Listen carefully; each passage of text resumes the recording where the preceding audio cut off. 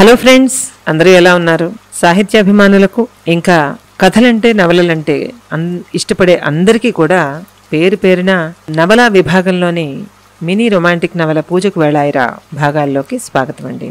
మీ అందరూ బాగుండాలని ఇంకా బాగుండాలని మనస్ఫూర్తిగా కోరుకుంటూ మన ఆడియోని వినగానే ఒక లైక్ చేస్తారని, అలాగే సబ్స్క్రైబ్ చేస్తూ ఇంకా ఎక్కువ మందికి షేర్ చేస్తూ ఇతర ప్లాట్ఫామ్స్లో ఉన్న లింక్స్ను కూడా చూస్తూ ఇక ఆలస్యం చేయకుండా పూజకు వేళాయిరాలోకి మీ అందరికీ స్వాగతం అండి.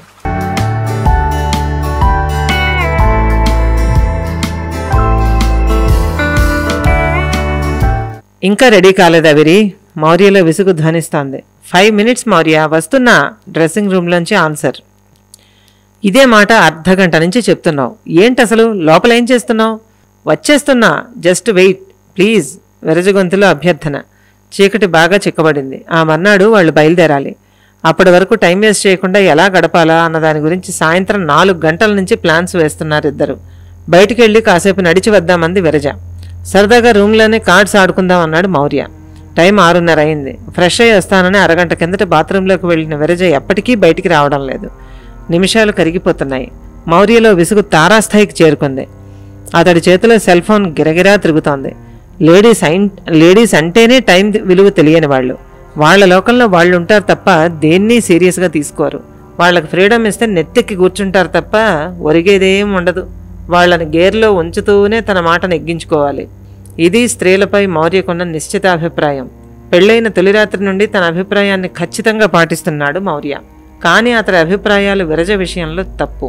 విరజకి అన్ని విషయాల మీద మంచి అవగాహన ఉంది.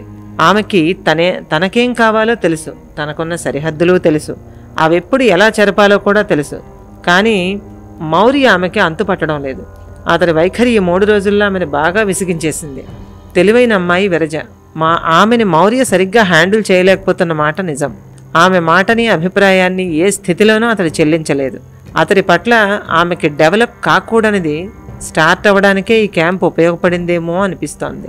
ఇదిగో మౌర్య, వచ్చేశాను. మాటతో పాటే సెంటు పరిమళం మౌర్యను చుట్టుముట్టింది. తలెత్తి చూశాడు. లేత గులాబీ రంగు నెట్టెడ్ చీర, తల్లో తెల్ల గులాబీ, ముత్యాల గాజులు, మెడలో పొడవైన ముత్యాల హారం, చెవులకు ముత్యాల లాంగ్ డ్రాప్స్, డార్క్ పింక్ లిప్స్టిక్తో మెరుస్తున్న అధరాలు, తారుణ్యమైన లావణ్యం, చక్కటి అందం.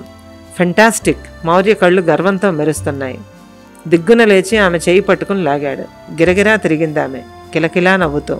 ఒక్కసారిగా మౌర్య గుండె మీదకి వాలిపోయింది. కళ్ళు తిరిగినట్టయి గట్టిగా అతన్ని వాటేసుకుంది విరజ. ఆమె ముఖం మీద చెవుల మీద ముద్దులతో నింపేశాడు మౌర్య. లేత గులాబీ రంగంటే అతనికి చాలా ఇష్టం. ఒక రకంగా పిచ్చి.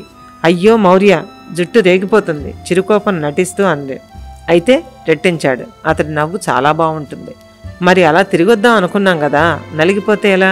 గోముగా అడిగింది. Non sense. ఎంతకంటే హ్యాపీనెస్ ఆ నడకలో వస్తుందా? రావిరి, పేరుకు తగ్గట్టే పువ్వులా ఉన్నావు. పూలనేం చేస్తారు అడిగాడు. వాసన చూస్తారు, టక్కున అంది. ఆహా, అంతేకాదు, బాగా అందమైన పూల రుచిని ఆస్వాదిస్తారు. మౌర్య కళ్ళు అదో విధంగా ఉన్నాయి. అతడి చేతిలో సెల్తో క్లిక్ మనిపించాడు. అబ్బా, ఎప్పుడు ఒక్కటే ధ్యాసనా మౌర్య? ఎంజాయ్మెంట్ అంటే ఓన్లీ రొమాన్సేనా? మనసుకు నచ్చిన పార్ట్నర్తో నచ్చిన ప్లేసుల్లో తిరగాలి, నచ్చినట్టుగా గడపాలి. లేకుంటే ఈ క్యాండిల్ లైట్ డిన్నర్లు, మూన్ లైట్ ఎఫెక్ట్ రెస్టారెంట్లు ఎందుకు చెప్పు? కరిగిపోయే కాలాన్ని మెమరబుల్గా దాచుకోవడానికి కాకపోతే. ఒకంత విసుగు కోపం ధ్వనించింది ఆమె కంఠంలో. కాటుక రేఖలతో కలువ రేకుల్లో ఉన్న అందమైన కళ్ళు ముడుచుకుపోయాయి. మెరుస్తున్న ఆధరాలు నవ్వుతున్నవి కాస్త చిన్నబోయాయి. ఒక్కసారిగా ఆమెలో ఇంట్రెస్ట్ స్థానంలో చెప్పలేని మరోదో భావం కలిగింది. నువ్వేం చదివావు? సడన్గా అడిగాడు మౌర్య. అర్థం కానట్టుగా చూస్తూ పీజీ అన్నదామె. ఎందుకు అడిగాడో అర్థం కాలేదు. That is the reason. అందుకే నీకు ప్రతిదీ లెక్చర్లు ఇవ్వడం అలవాటైపోయింది. హస్బెండ్ టేస్ట్ని ఎంకరేజ్ చేయకుండా నీ పాటికి నువ్వెక్కడో ఆలోచిస్తావు. Really pity Viraja, you are my wife. మైదానాల్లో తిరగడాలు, సముద్ర తీరాల్లో కూర్చోడాలు అవన్నీ ఆఫ్టర్ మిడిల్ ఏజ్లో, ఇప్పుడు కాదు. వై? బికాస్ అప్పుడు ఇంకేం చేయలేం. ఇప్పుడున్న హనీ అప్పుడు ఉండదు. సో నేచర్, బ్యూటీ అవన్నీ అప్పుడు తీరిగ్గా ఎంజాయ్ చేయొచ్చు. ఇప్పుడు మనకు పెళ్ళయి కొద్ది నెలలు అయ్యింది అంతే. శృంగార జీవితంలో మనం ఇంకా ఏమీ చూడలేదు. So don't waste my time and energy. ఇంట్లో అబద్ధాలు చెప్పి ఇలా కలుసుకున్నది చీకట్లో వాకింగ్లు చేయడానికి కాదు. We are paying 10,000 per day. అర్థమైందా మై పూర్ లేడీ? మౌనంగా కూర్చున్న ఆమె గడ్డం పైకెత్తి సూటిగా చూస్తూ అడిగాడు. విరజ మాట్లాడలేదు. డిన్నర్ గంట తర్వాత రూమ్కే పంపించమని ఆర్డర్ చెప్పేసి ఫ్రిడ్జ్ ఓపెన్ చేశాడు. వైన్ బాటిల్ తీసి టీపాయ్ మీద పెట్టాడు. Come and join with me. తట్టి లేపాడు. కమాన్ విరజ, నా మూడ్ పాడు చేయకు ప్లీజ్, అలవాటు పడాలి. విరజలో ఉత్సాహం పూర్తిగా మాయమైంది. రా ప్లీజ్, వన్ మోర్ పెగ్. ఫోన్లో ఎవరితోనో మాట్లాడుతూ విరజను ఆదేశించాడు మౌర్య. నెమ్మదిగా లేచి మరో పెగ్ ఫిక్స్ చేసింది విరజ. ఆమెకు వైన్ వాసన అంటేనే ఇష్టపడదు. మొదటి రోజునే చెప్పింది కూడా. అయినా మౌర్య వారంలో 3-4 సార్లకు తక్కువ లేకుండా వైన్ తీసుకుంటాడు.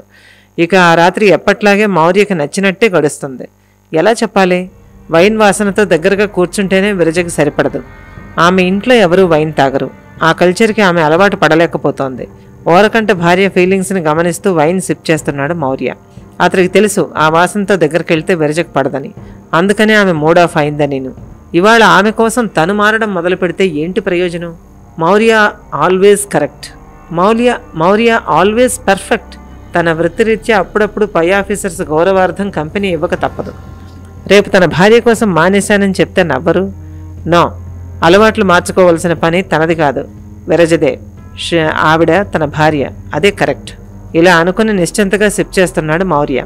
విరజ ఎదురుగుండా కూర్చుని ఆలోచిస్తోంది. భర్త డ్రింక్ చేస్తే తప్ప తను సంకుచితంగా ఆలోచిస్తోందా? మౌర్య వృత్తిలో అప్పుడప్పుడు తప్పదు. మరి తనెందుకు ఇంతగా డిస్కంఫర్ట్ ఫీల్ అవ్వాలి? అతను వైన్ తాగడం కాదు తన ప్రాబ్లం. వైన్ తాగాక తనతో గడిపే రాత్రి, అదే తన ప్రాబ్లం. సమస్య చాలా తీవ్రమైనది, ఇంకా సున్నితమైనదిను. తనెలా దీన్ని పరిష్కరిస్తుంది? అతడు విచిత్రమైన నవ్వుతో మాటతో తనను డామినేట్ చేస్తాడు. అప్పుడప్పుడు డౌట్ లేకుండా క్లియర్గానే అనగదొక్కుతాడు.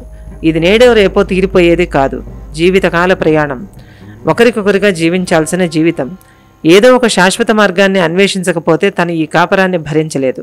మౌర్య పార్ట్నర్షిప్ని ఎంజాయ్ చేయలేదు కూడా. తను చాలా చాలా లాస్ అయిపోతుంది. తనకి ఇది ఒకటే లైఫ్ కదా. అది కాదు, ఆలోచించాలి. ఎలా? ఆమె తీవ్రంగా ఆలోచిస్తోంది. ఏంటి వీరి ఆలోచన? ఏంటి నీ సమస్య? మెత్తగా ఉన్న మౌర్య కంఠం పదునుగా అడిగింది. మగాడు బయటపడేందుకు కాటే టైం లేదు. విరజకు బాగా అర్థమవుతున్నాడు మౌర్య. నథింగ్ మౌర్య, అమ్మ గుర్తుకొచ్చింది. అబద్ధం అని ఇద్దరికీ తెలుసు, పట్టించుకునేదే లేదు. ఇప్పుడు గుర్తు రావాల్సింది అమ్మ కాదు డియర్. మౌర్య నవ్వుతున్నాడు. తప్పనిసరి ముఖాన నవ్వు పులుముకుంది. ఎదురు కుర్చీలో కూర్చుని రేపెన్ని గంటలకు మన ప్రయాణం అడిగింది. అప్పుడే వెళ్ళిపోతామా మౌర్య అని అడుగుతావనుకున్నానే, భుజాలెగరేస్తూ అన్నాడు. రేపు సాయంత్రం 3 గంటలకు బయలుదేరాలి. టైం చాలా తక్కువ ఉంది.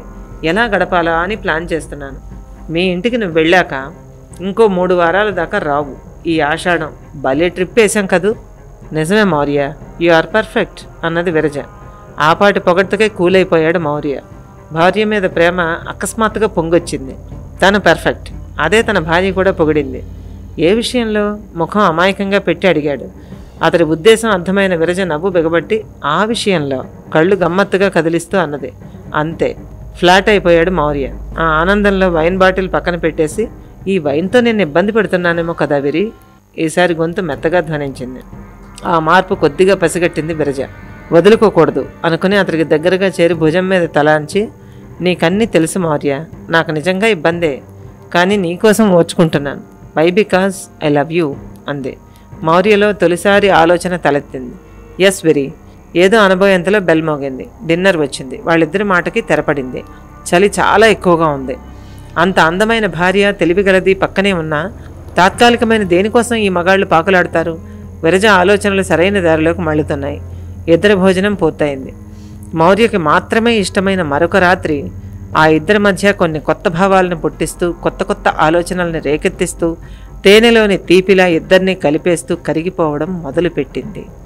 ఇంకా ఉంది. ఇదండి మన పూజకు వేళాయిరాలో సరదా భాగం. ఎలా ఉంది? మీకు నచ్చింది అనుకుంటున్నాను. మీ పెళ్ళైన తొలినాళ్లని గుర్తు తెచ్చింది అనుకుంటున్నాను. సో దీని తరువాత ఏం జరిగింది? మౌర్య, విరజ ఏమవుతున్నారు? ఆశీ, కౌశల్ ఎలా కలవబోతున్నారు?